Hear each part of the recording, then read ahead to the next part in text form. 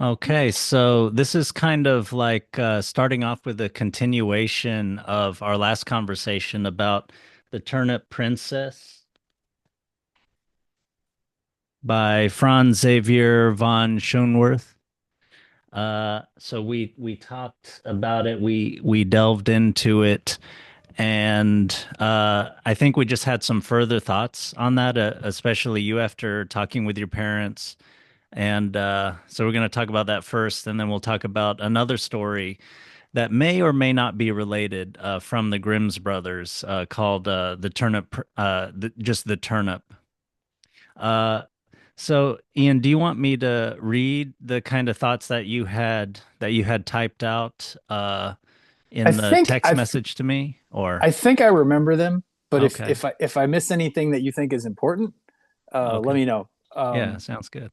Yeah. Um, but I think the first one that really struck me, like the most important one for me, was I know in our last recording I was sort of stuck on the meaning of the turnip, like what exactly is it meant to symbolize, and what is it doing in the story?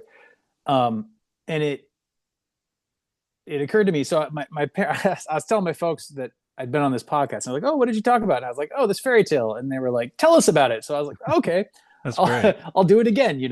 Um, and then telling them about it, I realized that the with the turnip you have this symbol of something round, and kind of whole, which from a Jungian perspective at least, the symbol of the self, sort of the completeness, or the comparable to like a mandala in Buddhism. It's sort of Right. a all encompassing kind of a thing. Yeah. And the fact that it's a turnip, I think,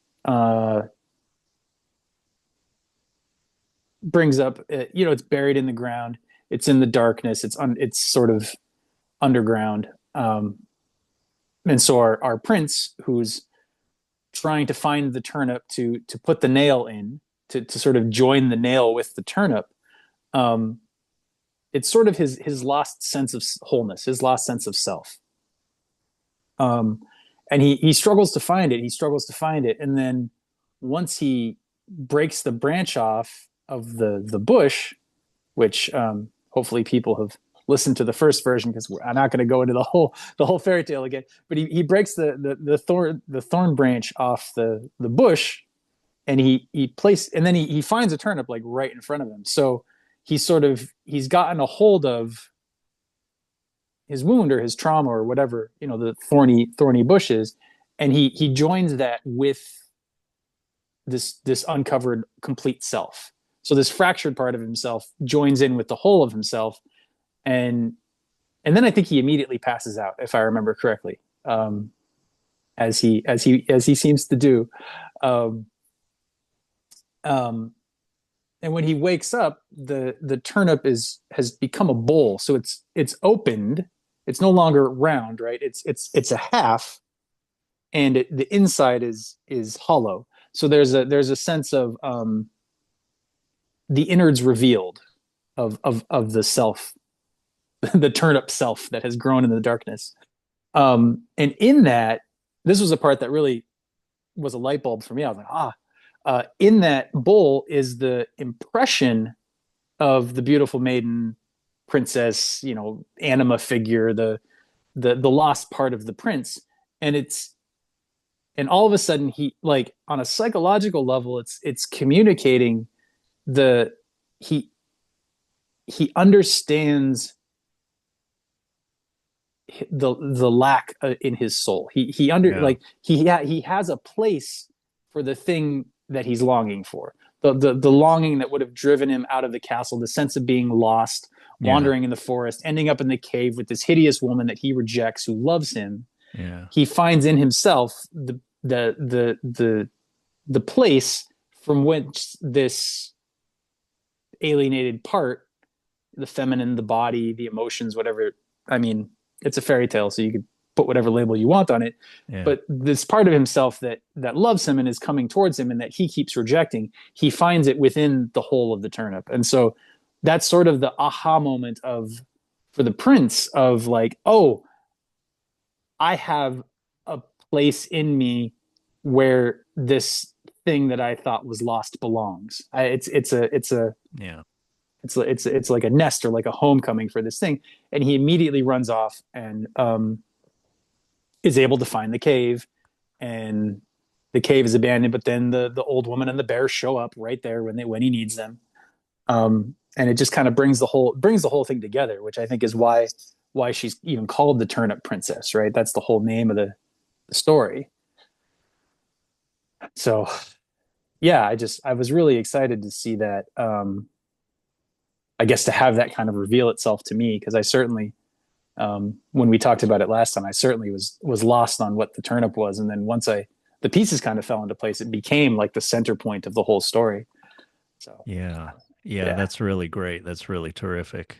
yeah, thanks, thanks. Yeah, I like yeah, when you had first sent me that text about yeah, the round s- thing being a symbol of the soul. I mean, I thought of how I had recently looked up the etymology of holy because I had Hmm. realized it sounds like whole. And indeed, they are etymologically related. So, holy things have something to do with wholeness, which is just, it's so obvious in a way, but like, didn't so much of our culture just lose that? Like, I feel like, I mean, like you and I both went to like a religious high school. I went to church when I was a kid, and like, I never really knew that. It seems crazy. It seems crazy. It seems like we've been taught like a lot of laws and don'ts and stuff like that. And I'm not saying there's no place for that or anything like that, but like that is not central, I think, to Yeah, like, spiritual practice. And you think of atonement at one mint. Atonement is about it isn't about what like just go like going to heaven or going to hell, being afraid of going to hell, wanting pleasure, wanting happiness, and doing these things in life because I don't want to feel pain. I want to feel pleasure. I don't want to feel bad. I want to be considered a good person by other people. I don't want to be like those people who are bad people. But no, it's more about, yeah, becoming whole with yourself, with the community, with the world, with, with everybody. And then, and then yeah. So lots of thoughts going in different directions. But yeah, I like that.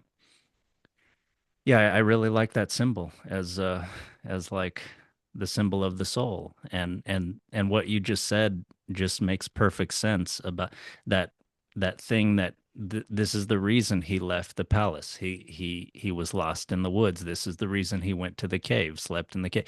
He's been looking for this thing that he lost. This and he needs to before he finds it and transforms, he needs to recognize it and all that stuff. He needs to do the work. He needs to uh, go from being lost to wandering and wondering in the right way to where he's instinctively or whatever sensing the right next steps and everything. So yeah, yeah. There you have the bear, the instinctive sensing. Yeah, yes, which the yes, bear is the one that's like pull the nail out of the wall. That's the problem. Pull the nail out of the wall. right, right, Yeah, yes, yeah, yeah, yeah, yeah, yeah. I love that. I love that holy and holy. Um, because yeah, for me growing up, like when I first learned about religion and holiness and sacredness and all of that, it was always just this kind of ascending thing. Like the holiness was up there somewhere, and I was like turned to it, and yeah, and like I can see how that would be useful if, but then what's left behind is then lost. The body, the earth, mm, the wholeness of holiness, and mm. it becomes kind of compartmentalized, or becomes intellectual, or it Yeah, becomes yeah, totally, very very soul, or very removed. yeah, Um, and and if you're going to be holy and whole, then you need both. You need to be able to have the the higher sacred, but then also the place that responds to it, the place that is enlivened by it, or the thing that praises it. If you want to get really, you know, Christian or you know, kind of back into that, you got to have both in yourself. Otherwise, you don't really. It's just an idea, you know. Yeah. Yeah. Yeah. Yeah, and I get from Vervaeke one reason one of the great things I've got from him is yeah that we're so abstract. We're so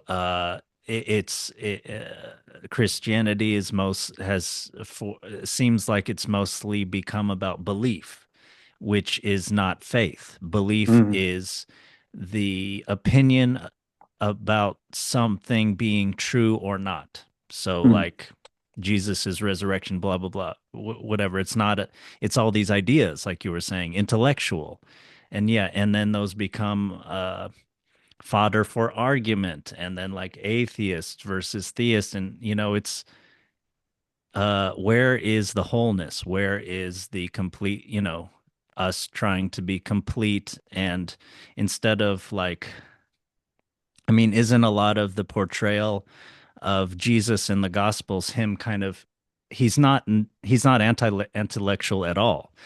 He, at a young age, he can go sit with the rabbis by himself and do all kinds of arguments and things based in knowledge. He's not anti-rational or anything, but isn't the portrayal of the Pharisees are always kind of trying to use the law to like win arguments and to kind of like be jerks to people and to like, they're like the bad version of a lawyer, right? Like they're Mm-hmm. trying to win, or a sophist in thinking of the ancient Greek context with Socrates. He was arguing against the sophists who they Mm-hmm. used rationality to try to win. They didn't care about the truth. They weren't using rationality for self-transformation or to try to get to the truth. It didn't matter to them. Like what they were Mm-hmm. looking for, they were cynical. So, Yeah.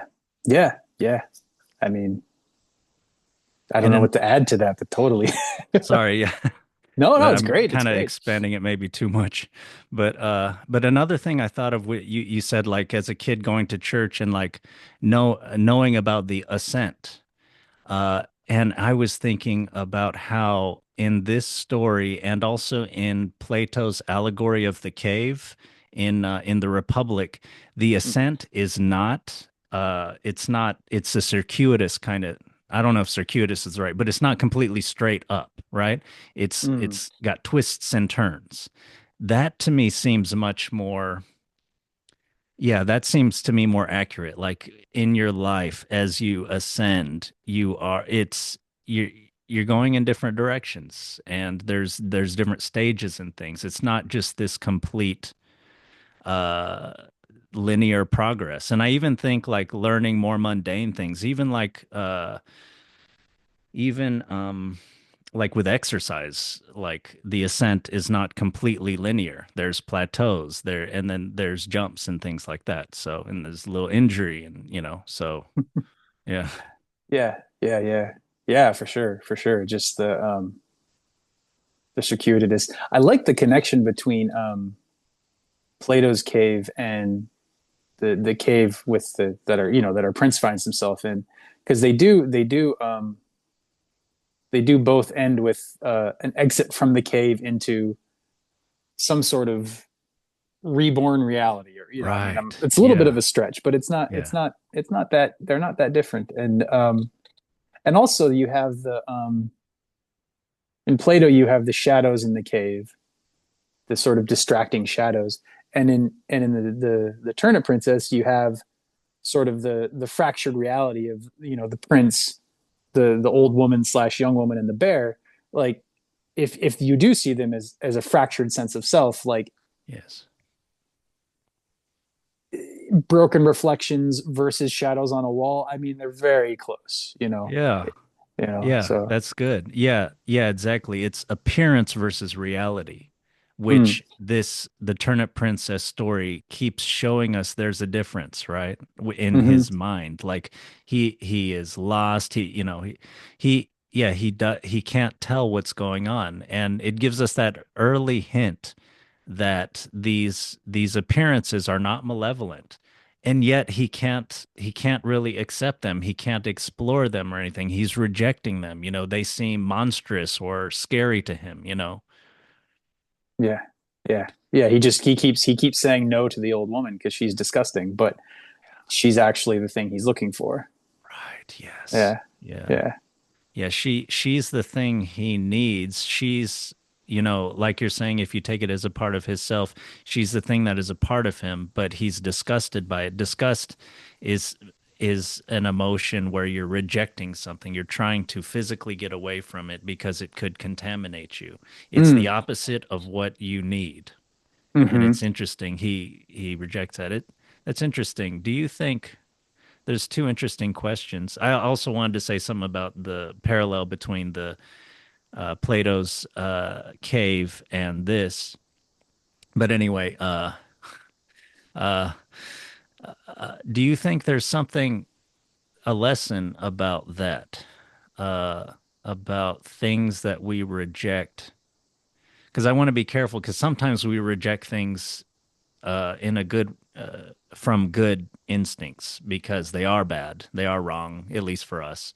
Hmm. Uh, but But is there something about, instead of just being uncomfortable with something, we tend to like reject something that is what we need? Hmm. Hmm. Because to me that seems kind of true. I feel like sometimes in life you are repulsed by something that is like resonating with you in a way that you can't accept, or something like that. Hmm. Within or Hmm. without you. I feel like sometimes happens with people, with other people, sometimes obviously happens with things within ourselves. Yeah. Yeah. It's a complicated thing to talk about because Mm, it's like without without a specific example, and mm, I'm not asking for one, but like mm, without a specific example, it can go so many different ways, and then mm, once it's placed mm, within the reality of a life in the context of a person's relationship to whatever this thing is, mm, then it becomes more of a easily like balanced and weighed and understood and figure out mm, like.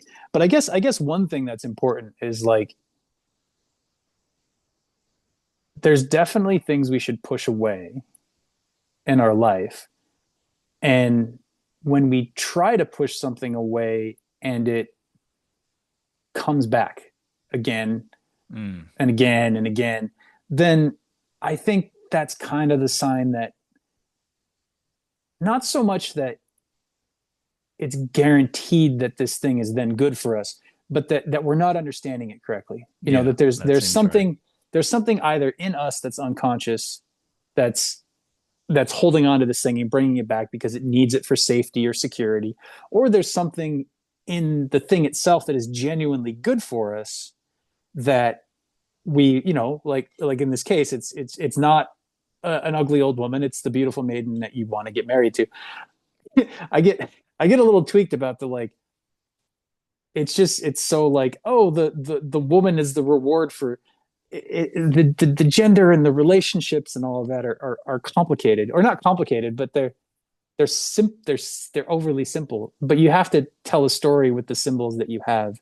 Mm, And so I just want to kind of acknowledge that like I don't we're not saying that like the woman is the reward, but more so it's just a symbolic represent she's a symbolic representation of something he is rejecting. mm, And if they're going to end up married in that way, that marriage is a joining of things and a sort of a new combined wholeness that wasn't there before. mm, If you're working in a society where everybody just gets married and has kids, that's the metaphor that's gonna appear in your mind to talk about it. mm, But that's not to say that it couldn't be many other things as well mm, in a different context. mm, But yeah, if it's if it keeps drawing us back, I think I mean, if we keep being drawn to something we're trying to reject, there's two basic stories we can tell. One, reality in life is fucked up and we can never get away from our monsters and we're screwed, or Yeah. two, or two, like this thing is happening to support me and my personal growth. And if it's uncomfortable and yucky, like maybe that's a sign that it's important growth because it's not going away and I don't seem to want to do it, but something wants me to do it. And what can I do about that? How can I relate to this whole struggle differently?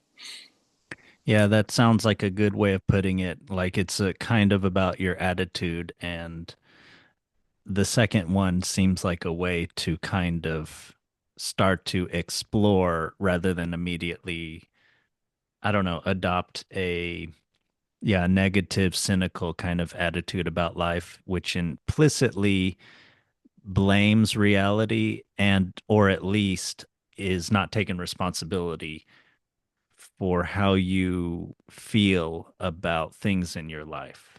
Yeah. Yeah, Yeah. that seems good. Yeah. And I think that, especially given the sort of the trauma perspective that I take in the other podcast about this, like there are things that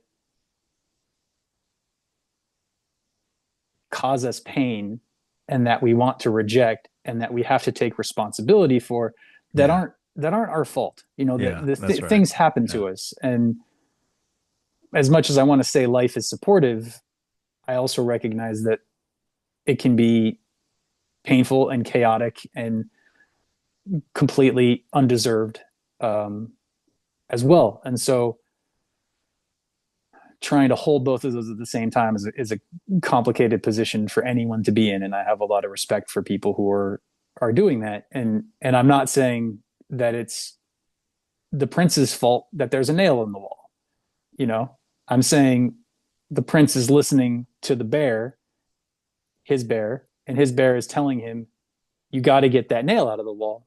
You got to be able to take the thing that is causing this fracturing, this blindness, this shadow play on the walls. If we're going back to Plato, you Mm. got to remove it. You got to be able to see clearly, um, and that's something that I think we're all responsible for, regardless of fault or shame or blame or guilt. Like none of that. But if it's there and it's coming back, it wants your attention. Something if it's your younger self, maybe that's a good sort of symbol to put over it. So then you're caring for some element of yourself. I know for me, I often the stuff that I struggle with often feels like it's some part of me that I never. Well, I don't say I want to say I never, but that like some lost feeling from my childhood that wanted attention about something and didn't get it, and like I'm treating that part of myself in the same way of like, just go away, you're bothering me, I'm busy. Whether it's like me wanting to be creative, just this newsletter, this writing that I'm working on, like that was a struggle for me to turn to that. And a lot of it were the voices of like, oh, this is dumb, this is not going to go anywhere, um and that's, to me, that's like that's my version of the Turnip Princess. That's the thing, is like there's this thing that I want to be creative, to express myself, but I'm also disgusted by it. There's some sort of a ew, no, I don't have the time. It's not safe. It's not good. This is wrong. I'm shitty. I don't have anything to share. I'm, you know, full of shit, or I'm very arrogant, or who am I to think I can do this? And underneath that is this longing to be creative and to be seen and to share, and this fear that it won't be received for whatever reason. And I don't even think, because when I was a kid, like my parents were very supportive of me doing whatever creative stuff. I already had some sort of struggle in me when I was born for whatever reason. Mm. Um, you know, it could be something ancestral down my family line. It could be something around the way I was born.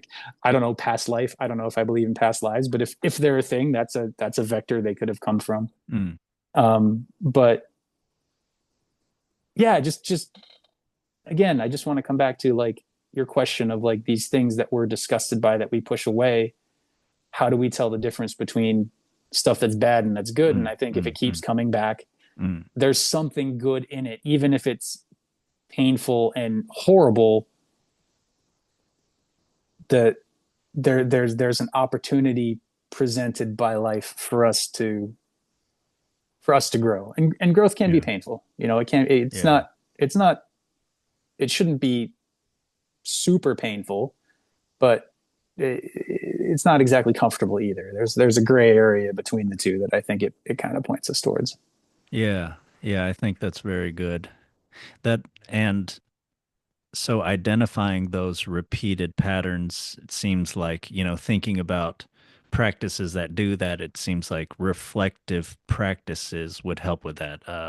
Writing things down. John Vervaeke talks about this, how the developments of psychotechnologies in human history have helped, such as writing, have helped people to become more reflective because, hey, I wrote this a year ago.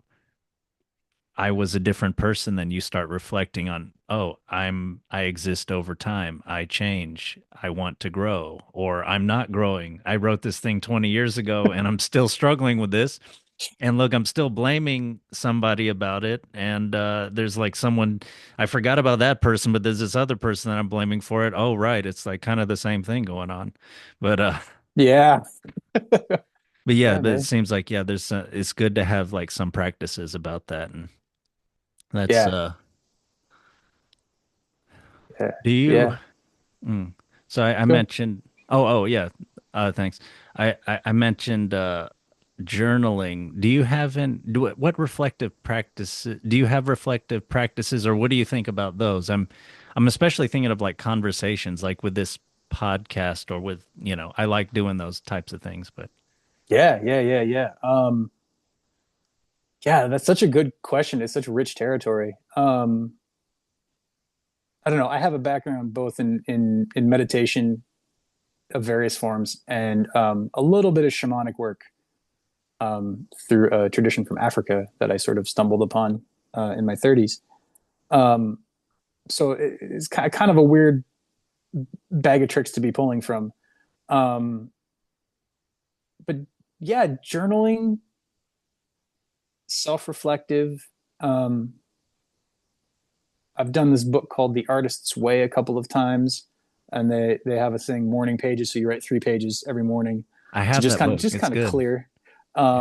And it's not even a journaling thing. It's literally just to kind of like clear your mind onto the page, whatever comes through. Like you're not trying to write, you're not trying to be creative, you're not trying to journal, diary your life. It's just blah. If it's any of those things, it's fine, but it's just whatever comes out. And I've gone back through those, and I've been both surprised to see, oh, here it is, me complaining about a thing that I'm still complaining about 20 years later. Because I first one I did was in my late 20s, and I just did one like a couple of years ago. Um, my second round. But then other ones I read and I'm like, wow, this is really good. And I didn't know I had this in me because I was too in my head at the time to recognize and seeing it, removed. Um, by the years, I'm no longer identified as the person who wrote that because it's been 20 years. I'm like, oh, like I have some skill and talent and it needs polishing. And at the time, I really didn't think I did. Um, and that was kind of a catalyst for, my newsletter and for getting my ideas out, whatever they are, out into the world. Um, so yeah, writing is definitely one of them. Personally, for me, I've found somatic practices to be really helpful. Um, come by, finding ways to come into the body, um, kind of finding the tension in the body, listening to it, working with it. Mm. Um, Over time, that kind of merged for me with sort of an internal family systems kind of thing. Not that I've trained much with internal family systems, but the idea of parts work, the different parts of our psyche, the Mm. things the desires that come up with us, the blocks, the problems, the anxieties, like all of those kind of speak to us through the medium of the body. And Mm. so we can Mm. develop that kind of relationship with them where we're not pushing them away, but they're also not the only thing that's going on for us. So it's almost like if you want to take the Plato metaphor, it's like the body becomes the cave, and once we're able to feel the body, then we're able to see the projections a lot more clearly as projections, and Mm. then we're able to start wondering like what the fuck's actually going on here. Mm. Um, so that the body practices have been really helpful. I first learned those through a Tibetan Buddhist lineage that Hmm. became problematic in later years. So I don't want to give too much Mm-hmm. too much of a spotlight to that. But the Mm-hmm. basic body practices were really helpful. Mm-hmm. Um, and then there's some neuroscience stuff. This guy, Dr. Dan Siegel, has come up. He came up with something called interpersonal neurobiology. He has his main book is called Mindsight, and he has a practice called the Wheel of Awareness, where he walks you through different steps. So it's like the body, the emotions, thoughts, maybe desires, and maybe connection. I'd have to double check because I haven't worked through his actual practice of it in a while. But the idea is every experience that comes up that you have, you can see it as like it's on the end, it's on the edge of a wheel, and your awareness is the center of the wheel. It's the sort of axle space in the center of the wheel, and your attention is the spoke between the edge of the wheel and the center of the wheel. And Mm-hmm. so you're able to have that experience of like, oh, this thing is happening within me. This is happening to me. This isn't me. I'm both the Mm-hmm. thing and the thing witnessing it. And I think that really is the place where you start to get a little bit of space and a little bit of freedom around stuff. Mm-hmm. Although there is the danger, I think, of like falling off into, and therefore I don't have to deal with any of this, the Yeah. spiritual bypassing route. It's just I'm just space and nothing touches me. I think we should still be touched by things even if we're space. Yeah. Yeah. I like that. Yeah, yeah, Yeah. yeah, Yeah, a spiritual lot. bypassing. I've never heard that. That seems like a good way. And then maybe you can even start to take an identity like I'm kind of like a Buddha, like nothing bothers me. Like, why are you bothering me? Go away, like I'm holier than thou, etc. So I'm Yeah, never unhappy. What are you talking about? That's a crazy. You must be so unenlightened to even ask me that. My God. yeah. How I'm low not. are I'm not you? angry. You're projecting your anger onto me. Right, exactly. Yeah, I sounded angry to you, but I really was. That's all you. Yeah, yeah, yeah. Yeah, That's so yeah, good. That's so good. Yeah, spiritual bypassing. yeah, yeah, yeah, yeah. Yeah. Um. Yeah. Was was there anything else I had said about the Turnip Princess, or did we kind of cover the bases? I can take a look. I think that yeah, the uncovering of the meaning of the turnip, I think was the key there. Yeah, yeah, Uh, yeah, yeah. let's see, turnip because it's buried underground, hidden, unconscious. Um, uh, by the way, just to Plato's Republic also they talk about how the Oh, right, right. citizens should be convinced that they have been gestated underground, and there's like a political thing there and everything. But yeah, Wow. interesting. Yeah, yeah. I've not read any Plato. I mean, I know the allegory of the cave, but I definitely have not read the Republic. Mm. Let's see. And the whole episode turns around the prince when he claims the trauma wound, the nail. It's like he finally becomes conscious of the lack. Looks like it's all here. I thought you had. Oh, sorry. That was number three. And the number one, the character who turns out to be who turns from old woman to beautiful maiden can be seen as the body. The prince Hmm. pulling. Oh, I think you didn't mention this just now. The prince pulling the nail halfway out of the wall is Oh, right. actually, yeah, this is good. Is actually a sign of his wisdom and maturity.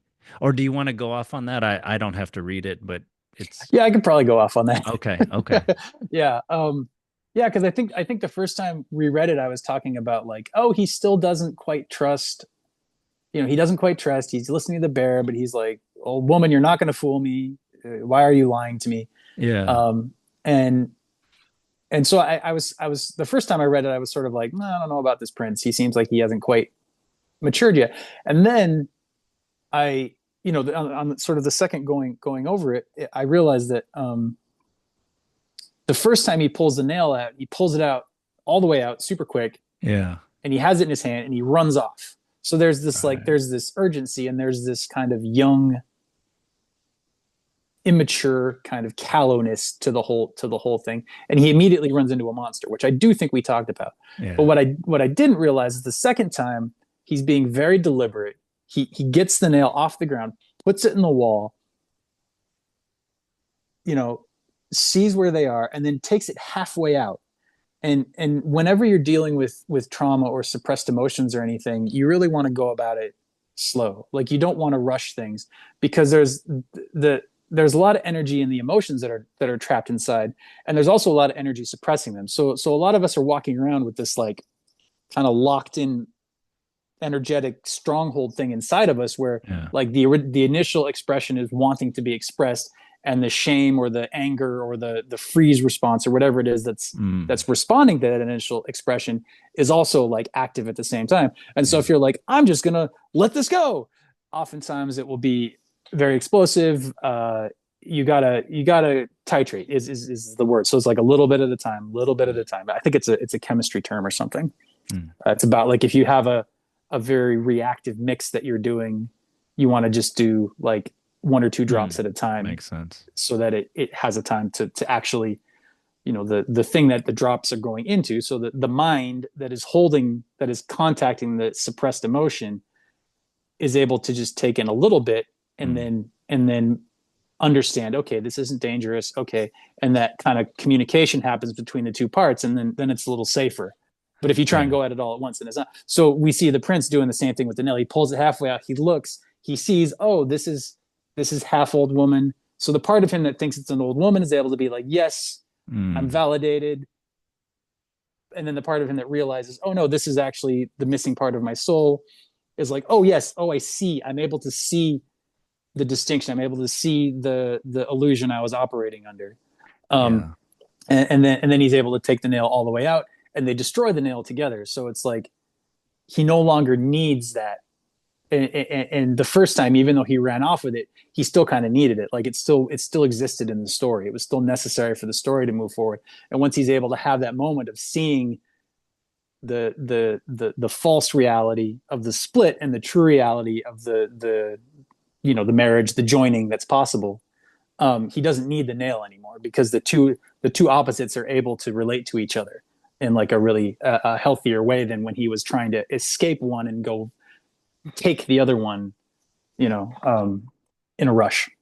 Yeah. Yeah. Yeah. Yeah. That's really good. Yeah. And that seems, yeah, rather than he's suspicious, or I was thinking you could say he's like, he just, yeah, he has his head on his shoulders and he's kind of watching to see what's happening.